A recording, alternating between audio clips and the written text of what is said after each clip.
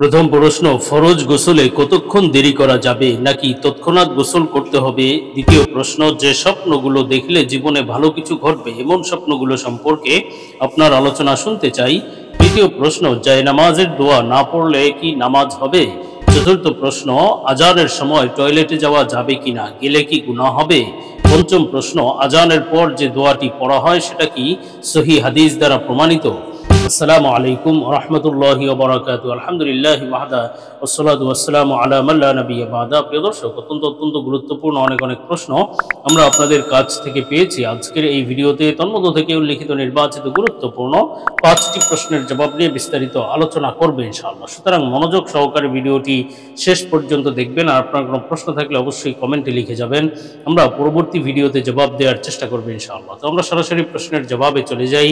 একটি প্রশ্ন ছিল, আজানের পর যে দোয়াটি পড়া হয় সেটা কি সহিহ হাদিস দ্বারা প্রমাণিত?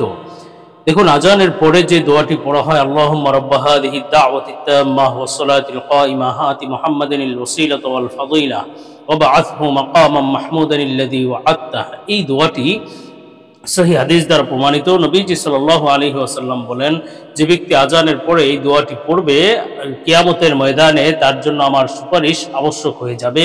এটি সহিহ বুখারীর বর্ণনা। এজন্য এই হাদিসটি সম্পূর্ণরূপে সহিহ এবং এই দোয়াটি পড়ার অনেক ফজিলত রয়েছে। বিশেষভাবে রাসূল সাল্লাল্লাহু আলাইহি ওয়াসাল্লামের শাফাআত লাভ হবে ইনশাআল্লাহ যে ব্যক্তি আজানের পরে এই দোয়াটি পড়বে। এজন্য এই আমলটি অবশ্যই করা যেতে পারে এবং এই আমলটি সহিহ একটি আমল।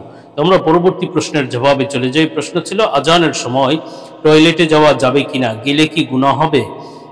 দেখুন, আজানের সময় টয়লেটে যাওয়া যাবে না এই ধরনের কোনো বাধ্যবাধকতা তো নাই, তবে একটি বিষয় লক্ষণীয়, সেটি হলো আপনি আজানের সময় টয়লেটে যেতে পারবেন। আপনার যদি প্রয়োজন হয় তো আপনি টয়লেটে যাবেন, অথবা টয়লেটে থাকা অবস্থায় যদি আজান দেয় তাহলে যে আপনার বের হয়ে যেতে হবে বিষয়টি এমন নয়।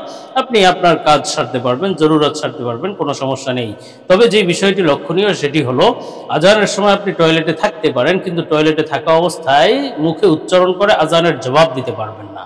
যেহেতু টয়লেটে থাকা অবস্থায়, বাথরুমে থাকা অবস্থায় আল্লাহ তাআলার নাম, জিকির ইত্যাদি করা যায় না, কোরআন তেলাওয়াত ইত্যাদি করা যায় না। এজন্য আজানের যে জবাব রয়েছে সেই জবাব আপনি টয়লেটে বসে মুখে উচ্চারণ করে দিতে পারবেন না, এবং আজানের পরের যেই দোয়া রয়েছে সেটাও আপনি টয়লেটে বসে পড়তে পারবেন না। তবে হ্যাঁ, আপনি যদি জবাব মনে মনে দিতে চান সেটা ভিন্ন কথা, সেটি আপনি করতে পারবেন।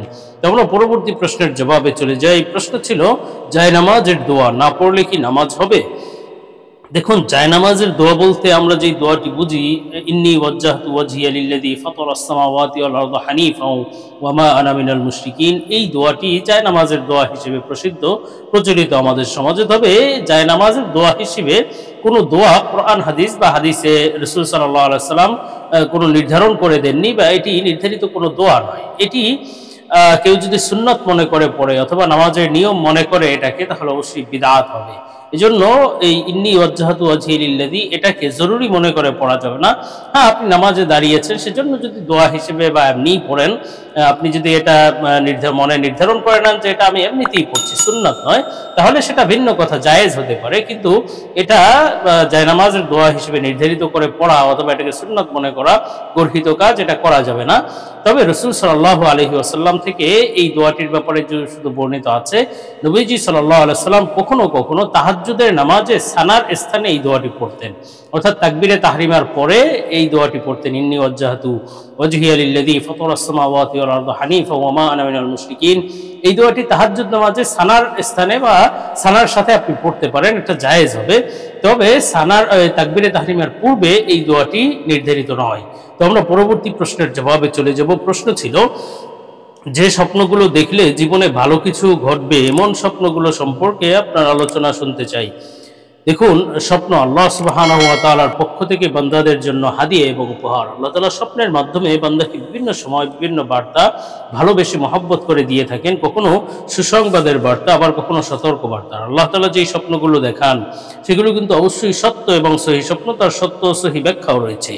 তো আজকে প্রশ্নের ভিত্তিতে আমরা গুরুত্বপূর্ণ কিছু এমন স্বপ্ন সম্পর্কে আলোচনা করব যেগুলো দেখলে বুঝতে হবে আপনার জীবনে শীঘ্রই ভালো কিছু ঘটতে যাচ্ছে, আল্লাহ তাআলা আপনাকে ভালো কিছু দান করবেন ইনশাআল্লাহ। এমন স্বপ্নগুলো সম্পর্কে আলোচনা করব নির্ভরযোগ্য স্বপ্নের ব্যাখ্যার কিতাব আল্লামা ইমাম মুহাম্মদ ইবনে সিরিন রাহমাতুল্লাহ আলাইহির তাবিরুর রুইয়া কিতাব থেকে।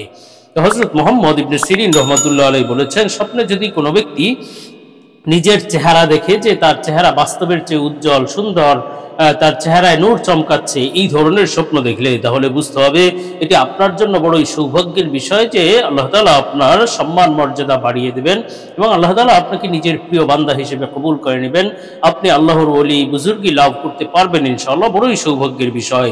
আর স্বপ্নে যদি কেউ দেখে যে তার চেহারা অত্যন্ত ফর্সা হয়ে গিয়েছে, সাদা হয়ে গিয়েছে, এই ধরনের স্বপ্ন দেখলেও বুঝতে হবে এটিও ভালো কিছু ঘটার আলামত যে আল্লাহ তাআলা তাকে শীঘ্রই দ্বীনের উপর অটল অবিচল করে দেবেন ইনশাআল্লাহ। যতই বিপদ আপদ আসুক না কেন আল্লাহ তাআলা তাকে দ্বীনের উপর অবিচলতা দান করবেন ইনশাআল্লাহ।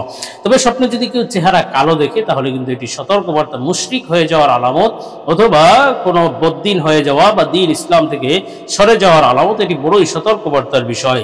তেমনিভাবে একটি সৌভাগ্যের অথবা ভালো কিছু ঘটার আলামত স্বপ্ন হলো, স্বপ্নে যদি কেউ নিজের কাছে অনেক চিনি দেখে, নিজে অনেক চিনি খাচ্ছে অথবা অনেক পরিমাণে চিনি তার কাছে রয়েছে, চিনির বস্তা রয়েছে, এই ধরনের স্বপ্ন দেখলে বুঝতে হবে সে প্রচুর পরিমাণে অর্থ সম্পদ লাভ করতে পারবে, আল্লাহ তাআলা তাকে ব্যাপক ধন সম্পদ দান করবেন ইনশাআল্লাহ, এটি বড় সৌভাগ্যের বিষয়। তেমনিভাবে স্বপ্নের মধ্যে যদি কোনো ব্যক্তি কাউকে চুমু দিতে দেখে তাহলে এটি বন্ধুত্ব লাভের আলামত। আল্লাহ তাআলা বুঝতে হবে যে আল্লাহ তাআলা তাকে উত্তম বন্ধু দান করবেন যদি উত্তম কাউকে চুমু দিতে দেখে। আর হযরত ইমাম জাফর সাদেক রাহমাতুল্লাহ আলাইহি বলেছেন, স্বপ্নে কাউকে চুমু দিতে দেখার মোট 4টি ব্যাখ্যা আছে। একটি ব্যাখ্যা হলো জীবনে কল্যাণ এবং বরকত আসবে ইনশাআল্লাহ, আরেকটি ব্যাখ্যা হলো তার সকল প্রয়োজন পূর্ণ হবে, আল্লাহ তাআলা প্রয়োজন পূর্ণ করে দিবেন, আরেকটি ব্যাখ্যা হলো সে দুশমন বা শত্রুর উপর বিজয় লাভ করতে পারবে ইনশাআল্লাহ, আরেকটি ব্যাখ্যা হলো সে ভালো ভালো কাজ করতে পারবে। তেমনিভাবে স্বপ্নে যদি কোনো ব্যক্তি চর্বিযুক্ত গোশত খেতে দেখে অথবা চর্বি খেতে দেখে, এটিও প্রচুর অর্থ সম্পদ এবং ব্যাপক সচ্ছলতা এবং বরকত লাভের আলামত। দুনিয়া আখিরাতে আল্লাহ তাআলা তাকে বারাকা দান করবেন, কল্যাণ দান করবেন ইনশাআল্লাহ। তেমনিভাবে স্বপ্নে চর্বি খেতে দেখার আরেকটি ব্যাখ্যা হলো সে প্রশংসিত জীবন লাভ করবে, মানুষ তার প্রশংসায় পঞ্চমুখ হবে ইনশাআল্লাহ। তো আমরা পরবর্তী প্রশ্নের জবাবে চলে যাই। প্রশ্ন ছিল ফরজ গোসলে কতক্ষণ দেরি করা যাবে নাকি তৎক্ষণাৎ ফরজ গোসল করে নিতে হবে?